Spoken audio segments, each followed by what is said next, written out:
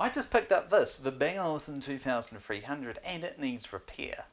Issue number one is that these, the wire that they connect to make the doors slide backwards and forwards is broken, so that needs repair. The CD doesn't play. If you try and play the CD, push CD and push play, it'll spin twice and then say no thanks. So that's probably the two biggest issues. Okay, so after a bit of fiddling, I've discovered that you can take these off here. They just come off like that, and you can start to see the insides. It looks like this might need to come out to access the CD drive.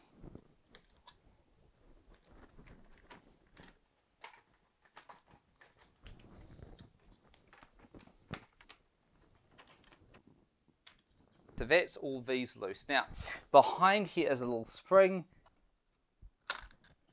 Okay, so now you can take this piece of plastic off, and then it's much easier to then get your little fingers in here. Okay, one spring down, and then the other spring. Off you go. There we go. All right, so we now have the CD mechanism. Let's open it up. So this is a new one here. I'm hoping this works. Let's pull this one out.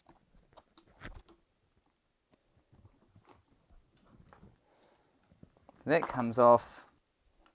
But not lose any of these screws, or else I am going to be getting a magnet out.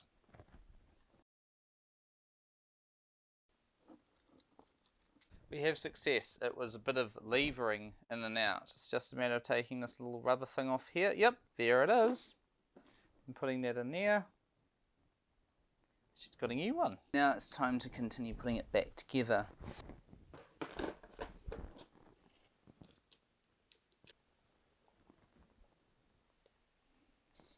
Yeah, it needs to go there to keep the motor in place.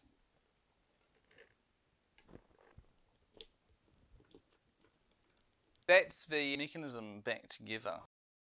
This is the trickiest part of getting the CD mechanism reattached. You have to hook in one side through the spring that's at the back of the piece of plastic, and then on the other side you need to get a piece of wire or a paper clip with a little hoop or hook in it.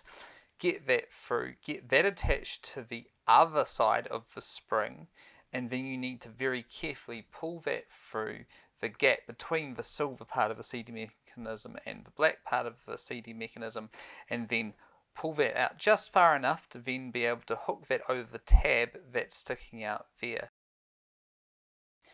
Once you've done that, put this circuit board back in place and clip it in, and then you need to get this piece of plastic back in place, so you just clip it in and it'll snap in.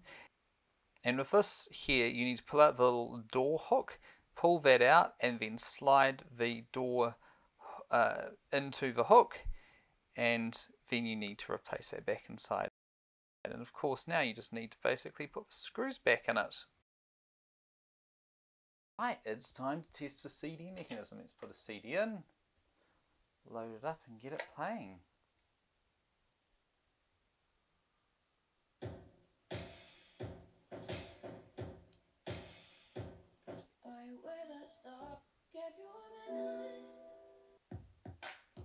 Well, that's a success. It seems to be working just fine.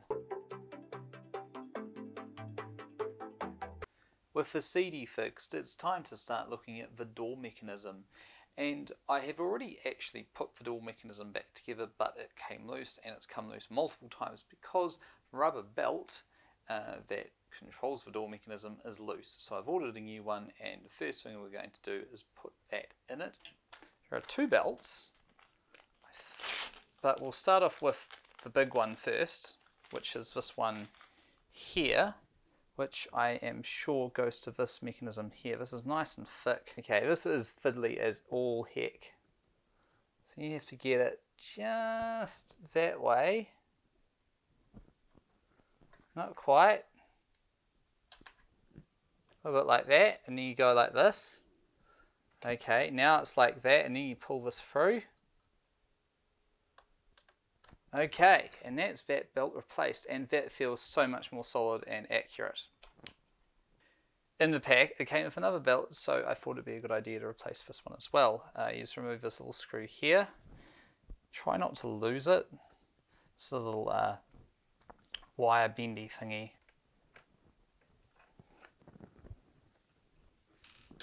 And then that little sensor comes off. A little bit more persuasion.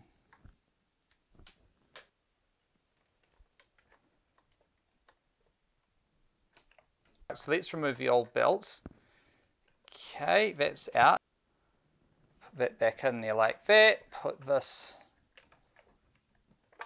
it's a bit fiddly.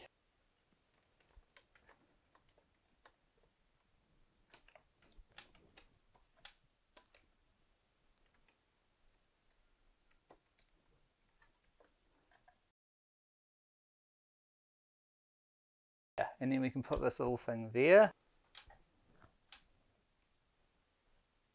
Okay, so that's it. The belt's replaced, which means that this door mechanism should always open up nice and smoothly. It's time for the most fiddly job of a repair, restringing the door mechanism wire. Firstly, you will need this diagram here from the service manual, as it gives you the correct orientation of how the wire threads around the various wheels. So you do it on one side on the right, and then you come over and you do it on the left side, and once it's on the left side you just keep pulling it a little bit tighter, not too tight, and then make sure you got tension, and then you can kind of sort of loosely attach the piece of plastic at the top. Thankfully I don't have to remove a piece of black plastic at the bottom because the wheel is already in place on the right hand side. However, if you do, this is where you start. Once you've done it on the right hand side, you move to threading it around on the left hand side, always making sure that it's once again under tension. And once you have done that, then you can increase tension on the wire and then use a piece of tape to hold it on the side.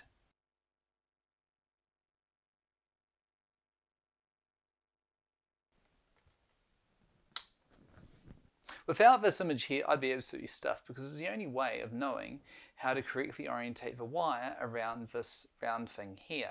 Start to put tension on the wheel and make sure that the wire remains really tight. And once you've done that, you can put it on the piece of plastic. Remember to hold it in place, keeping tension on it at all times. If you let go of it, it will completely unspool immediately and you'll have to start again. Once you've done that, you put this little piece of copper on, and then it's time to put the screw in place.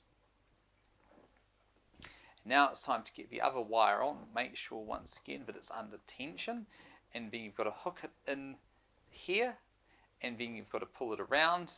This is tricky because there's not a lot of room for error. This might take a couple of goes once again. Once you've done that, make sure it's nice and tight, and it should be all good to go, as long as at the bottom it's around the right way and around the wheels properly. Sometimes it slips off. Okay, so I've got this up to a good level of tension where it will move these bits and pieces here relatively easily. So we just need to get this little piece here back in its little alignment. So like that. To make sure we've got proper tension, we need to attach these springs here. Okay, springs are on. Let's get this thing in place.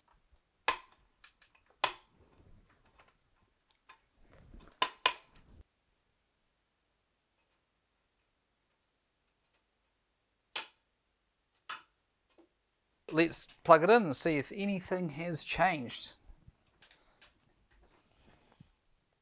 Oh, okay, so finally, after so many attempts, it seems that the doors are fixed, and after a short period of time, they close. So, wave to open.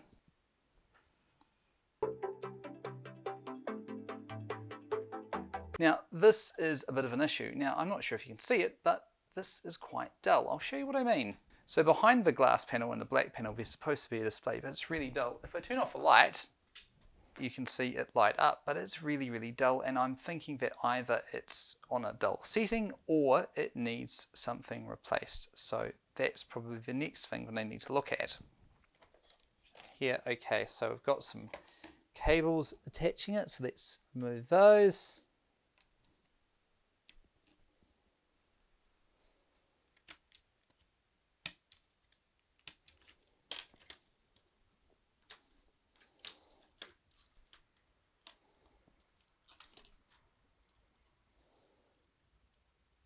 Now I'm going to try and adjust what I think is a contrast. That's a contrast all the way up, so I've made that a little bit brighter. So with that adjusted, I think it's time to put this back together. We're going to slide this little thing in here, slide it in there nicely.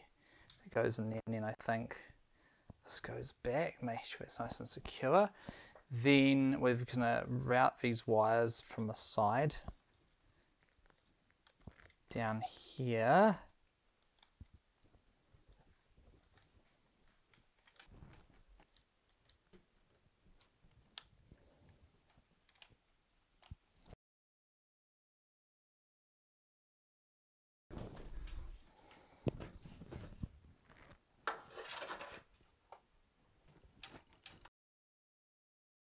Now we get to the fun stuff, putting on the trim pieces, and we've got one piece of trim. It goes here, right, and last this piece here just clips on like so.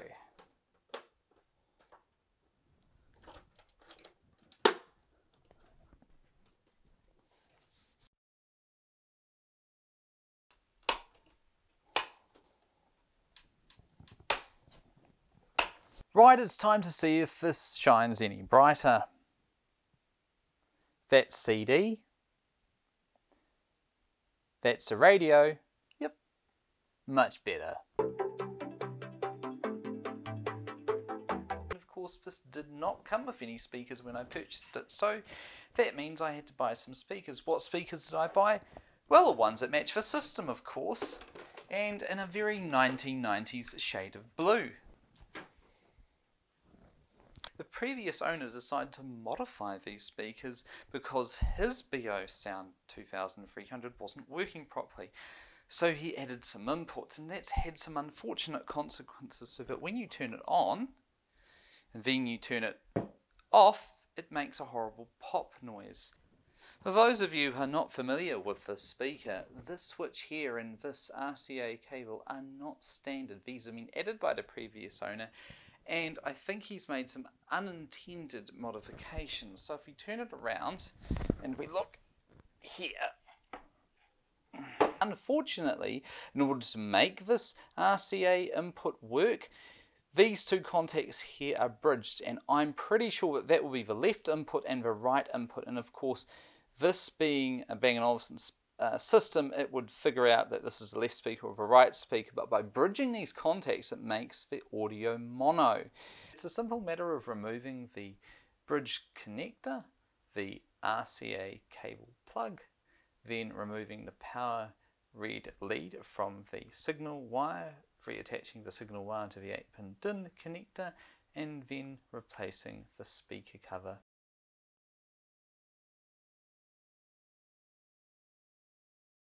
Now it's time for the other speaker. Start by unscrewing it.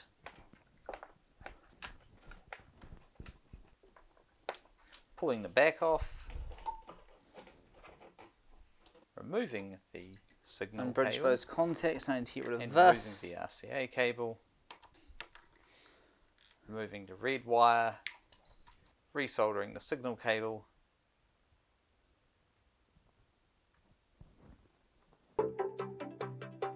Bang Olufsen speakers from the 1990s suffer from foam rot, where the foam turns into dust and will always need replacement. Thankfully, the previous owner has done this for me, so one less job for me to do.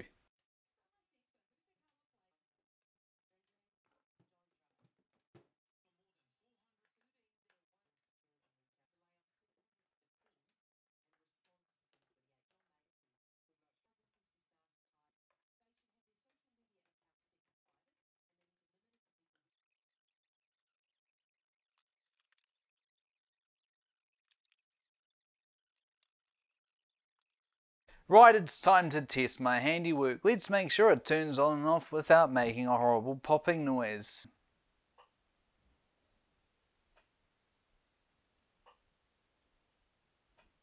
Much better. Now let's make sure that it still can play a CD.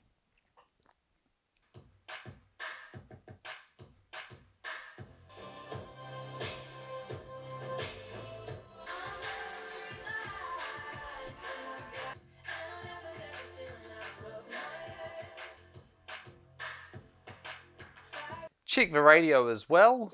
Now banning thousands of New Zealand games. And that's a result. Everything is working as it should. Well, it sure has been fun to get this system up and running.